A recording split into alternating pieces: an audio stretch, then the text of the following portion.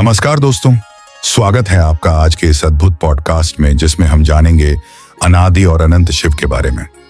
यह कोई सामान्य कथा नहीं है। यह कोई जन्म की कहानी नहीं है जहां किसी की माँ हो, पिता हो या जहां किसी का जन्मदिन आता हो।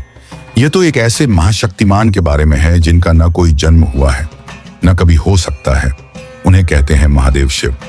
वह चेतना जो सृष्टि से पहले थे, सृष्टि के दौरान है और जब सृष्टि नष्ट हो जाएगी तब भी रहेंगे। यह यात्रा है उस अनंत सत्य तक की जिसे वेद भी पूरी तरह समझ नहीं सके। ऋग्वेद में जब ऋषियों ने रुद्र का आवाहन किया तब भी वे पूरी तरह नहीं जान सके कि वह कौन है, क्योंकि शिव को परिभाषित करना उतना ही असंभव है जितना आकाश को हाथों में समेटना। वेदों में एक बहुत ही सुंदर प्रश्न पूछा गया है।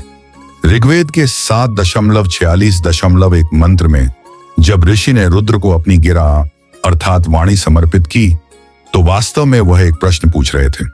भगवान, आप कौन हो? आप सब में हो पर आप कोई नहीं हो। यह द्वैत है, यह अद्वैत है, यह विरोधाभास ही शिव का सार है। अथर्ववेद में शिव को सर्वव्यापी कहा गया है। वे हर जगह हैं, आग में, जल में, मिट्टी में, और सबसे महत्वपूर्ण हमारे अंदर भी वे हैं, हमारी श्वास में, हमारी चेतना में, हमारे होने के कारण में। लिंग की रहस्यमय उपस्थिति। शिव पुराण के विदेश्वर संहिता में एक अद्भुत वर्णन है। ब्रह्मा और विष्णु एक दिन अपनी शक्तियों के लिए झगड़ रहे थे कि मैं सर्वश्रेष्ठ हूं। उनकी यह बहस इस ब्रह्मांड के अस्तित्व को ही हिलाने लगी।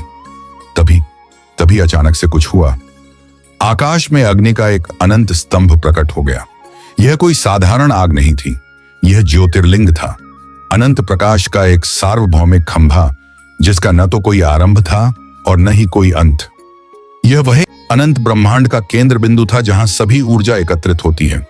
शिव ने उस लिंग से एक घोषणा दी, अगर आप दोनों को यह जानना है कि मैं कौन हूं तो इस स्तंभ का आरंभ और अंत खोज निकालो। ब्रह्मा, तुम आकाश की ओर उड़ो। विष्णु, तुम पृथ्वी की ओर जाओ। ब्रह्मा ने हंस का रूप धारण किया और ऊपर उड़े। वे उड़ते ही गए सहस्रों वर्षों तक, लेकिन वह स्तंभ कभी खत्म ही नहीं हुआ। वह अनंत था। विष्णु ने वराहसुअर का रूप धारण किया और नीचे खोदने लगे। वे खोदते ही गए, गहराई में जाते ही गए, लेकिन वहां भी वही अनंत आग थी, कोई अंत नहीं। विष्णु समझ गए। उन्होंने अपना प्रयास बंद कर दिया और अपनी पराजय स्वीकार कर ली, क्योंकि विष्णु को ज्ञान था कि कुछ चीजें बस समझ से परे हैं। लेकिन ब्रह्मा अहंकार से भरे झूठ बोल गए। उन्होंने कहा, मैंने स्तंभ के सिर को देख लिया है। उस झूठ का नतीजा भयंकर था। शिव क्रोधित हुए। उस अनंत चेतना का क्रोध सारे ब्रह्मांड को हिलाने लगा। तब शिव ने एक भयंकर रूप धारण किया, भैरव का, और उन्होंने ब्रह्मा के 5 सिरों में से एक को अलग कर दिया, जो असत्य का प्रतीक था। लेकिन यहां एक गहरा अर्थ छिपा है। शिव को ब्रह्म हत्या का पाप लगा। एक ब्राह्मण की हत्या को हिंदू धर्म में सबसे बड़ा पाप माना जाता है। यहां तक कि शिव को भी ब्रह्म हत्या का पाप लगा। शिव जो स्वयं पाप और पुण्य से परे हैं, उन्हें अपने क्रोध की कीमत चुकानी पड़ी। वे ब्रह्म हत्या के पाप से छुटकारा पाने के लिए घूमते रहे हजारों वर्षों तक। यह बहुत महत्वपूर्ण है, क्योंकि यह दिखाता है कि शिव केवल विध्वंसक नहीं है, बल्कि नैतिकता के संरक्षक भी हैं, और यह भी कि सार्वभौमिक शक्तियां भी अपने कर्मों के परिणामों से नहीं बच सकती। अनादि का तात्पर्य। लिंग में एक अद्भुत प्रतीकवाद है। यह लिंग और योनि का संयोजन है। लिंग पुरुष अर्थात निष्क्रिय, ध्यानमग्न, शांत चेतना का प्रतीक है। योनि शक्ति अर्थात सक्रिय, गतिशील, सृजनशील की प्रतीक है। लेकिन इन दोनों को अलग करना असंभव है। जैसे आपके शरीर से आत्मा को अलग नहीं किया जा सकता, वैसे ही शिव को शक्ति से अलग नहीं किया जा सकता। शक्ति और शिव की अनंत नृत्य। यहां आकर हम एक महान सत्य के पास पहुंचते हैं। शिव अकेले हैं, लेकिन अकेले नहीं हैं, क्योंकि उनके साथ है शक्ति। और शक्ति वह नहीं है जो शिव से अलग है। शक्ति वह हिंसक ऊर्जा है जो शिव के भीतर ही निहित है। तंत्र के अनुसार शिव है अचेतन चेतना, यानी निर्विकल्प ब्रह्मांड की गहराई और शक्ति है। चेतन ऊर्जा, सक्रिय सृजन और विध्वंस की शक्ति। शिव अकेले कुछ नहीं कर सकते। शक्ति के बिना वे केवल एक मूर्ति हैं, लेकिन शक्ति को भी शिव की चेतना की जरूरत है, अन्यथा वह अंधी ऊर्जा है। यह एक सर्वोत्तम संतुलन है। आदि शंकराचार्य ने कहा था, शक्ति के बिना शिव क्या कर सकते हैं, वे तो ध्यान में लीन रहते हैं। विश्व का खेल तो शक्ति से ही होता है। वेदों में अनादि शिव। यजुर्वेद में एक प्रसिद्ध मंत्र है, ओम नमः शिवाय। यह अनंत काल के लिए एक ध्यान है। अथर्ववेद में कहा गया है कि रुद्र, शिव का आरंभिक नाम, सभी मृत्यु से परे हैं। वे अमर हैं, अविनाशी हैं। लिंग पुराण एक बहुत ही महत्वपूर्ण कथन देता है। लिंग एक ब्रह्मांडीय अंडा है जिसका न कोई आरंभ है और न अंत। यह समस्त ब्रह्मांड का प्रतीक है और शिव इसी लिंग से उभरते हैं। वे इस लिंग का ही एक प्रकटीकरण है। कैलाश अनंत चेतना का निवास। कैलाश पर्वत, यह कोई साधारण पर्वत नहीं है। हजारों वर्षों से, अनंत काल से शिव उस पर बैठे हैं, ध्यान में, पूर्ण शांति में, पूर्ण समाधि में। लेकिन यहां एक पहेली है। शिव के दोनों रूप हैं। एक है परम शिव, सर्वोच्च अचेतन चेतना, जो न कहीं बैठी है न कहीं खड़ी है। वह सर्वव्यापी है, वह हर परमाणु में है, उसका कोई स्थान नहीं है। दूसरा है अनुत्तर शिव, जो कैलाश पर बैठे हैं, ध्यान में लीन हैं, पार्वती के साथ हैं। लेकिन ये दोनों अलग नहीं हैं, ये एक ही हैं। यह द्वैत और अद्वैत का संगम है। यह भारतीय दर्शन का सबसे गहरा सत्य है। अद्वैत वेदांत कहता है कि ब्रह्मांड में केवल एक सत्य है, ब्रह्म। सब कुछ ब्रह्म है और शिव वह ब्रह्म है। आदि शंकराचार्य ने कहा है, यत् सत्यम तत् ब्रह्म। जो वास्तविक है वह ब्रह्म है और शिव सबसे अधिक वास्तविक है। सृजन, पालन और विध्वंस की अनंत लीला। त्रिमूर्ति का सिद्धांत कहता है कि ब्रह्मांड के 3 कार्य हैं, सृजन, पालन और विध्वंस। ब्रह्मा सृजन के लिए हैं, विष्णु पालन के लिए हैं, शिव विध्वंस के लिए हैं। लेकिन यह एक गहरा अर्थ है। वास्तव में ब्रह्मा को भी शिव की शक्ति से ही सृजन की क्षमता मिली है। विष्णु की पालन की शक्ति भी शिव से ही आती है।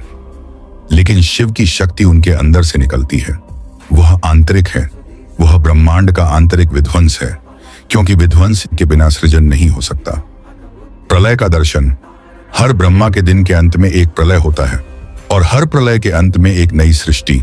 कल्प प्रलय, महाप्रलय, महाकल्प प्रलय, ये सभी शिव के नियंत्रण में है। शिव तांडव नृत्य करते हैं। यह कोई सामान्य नृत्य नहीं है, यह विध्वंस का नृत्य है, ब्रह्मांड का विलय, सब कुछ की वापसी उस अनंत शून्य में। लेकिन यह नष्ट करना नहीं है, यह पुनर्जन्म है, यह सृष्टि का पुनर्निर्माण है। जैसे वसंत आने से पहले शीत होता है, जैसे नई सुबह से पहले रात होती है। कालाग्नि विध्वंस की अग्नि।